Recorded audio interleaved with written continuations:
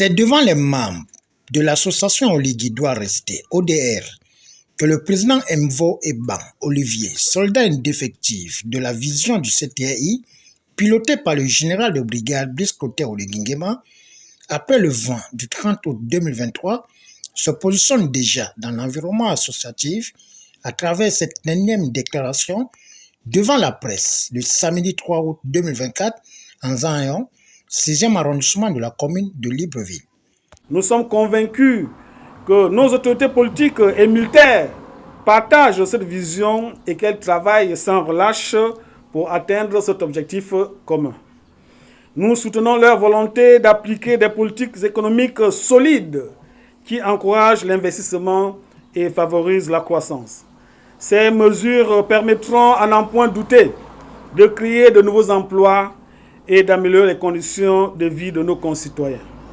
De plus, nous applaudissons les efforts déployés jusqu'à présent pour renforcer notre système éducatif. Nous croyons fermement que l'éducation est la clé du développement et qu'elle doit être accessible à tous, quel que soit son statut social ou son origine. Nous encourageons donc les initiatives visant à améliorer la qualité de l'enseignement et à ouvrir les opportunités pour les jeunes afin qu'ils puissent contribuer pleinement à la croissance de notre pays. Nous le vérifions à travers la construction des universités d'Oyem, Mouila et Port-Gentil. Nous savons également que le développement durable est une priorité pour les autorités de la transition. Dans un monde en constante évolution et face à des défis écologiques majeurs, il est essentiel d'adopter des politiques qui préservent notre environnement et promeuvent des pratiques responsables. Le leadership de notre pays dans ce domaine n'est plus à démontrer.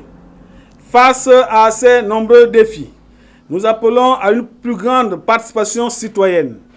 Développer notre pays ne doit pas être seulement l'affaire des autorités politiques, mais également de chaque citoyen.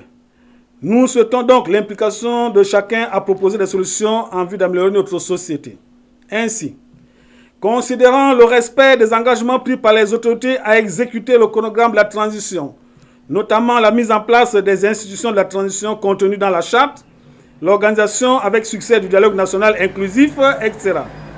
Considérant l'ouverture des différents chantiers depuis le 30 août 2023, considérant les différentes mesures à caractère socio-économique prises en faveur des populations, pour ne citer que le paiement des rappels de pension retraite et son arrimage au nouveau système de rémunération, le rétablissement des bourses scolaires, le dégel des concours d'entrée à la fonction publique, l'octroi des centaines de postes budgétaires à notre jeunesse et le paiement imminent des rappels soldes des fonctionnaires.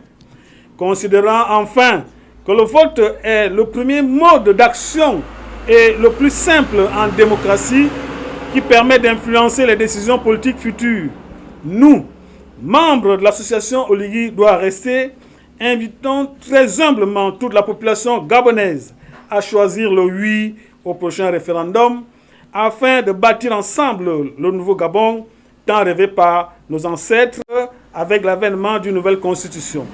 Nous notons qu'Olivier Mvo Eban de l'ODR compte fédérer les citoyens à la vision du CTI depuis le 18 janvier 2024, création de cette association pour un objectif commun, pour faire avancer le pays en appelant la population de se prononcer par le oui lors du futur référendum qui se pointe à l'horizon.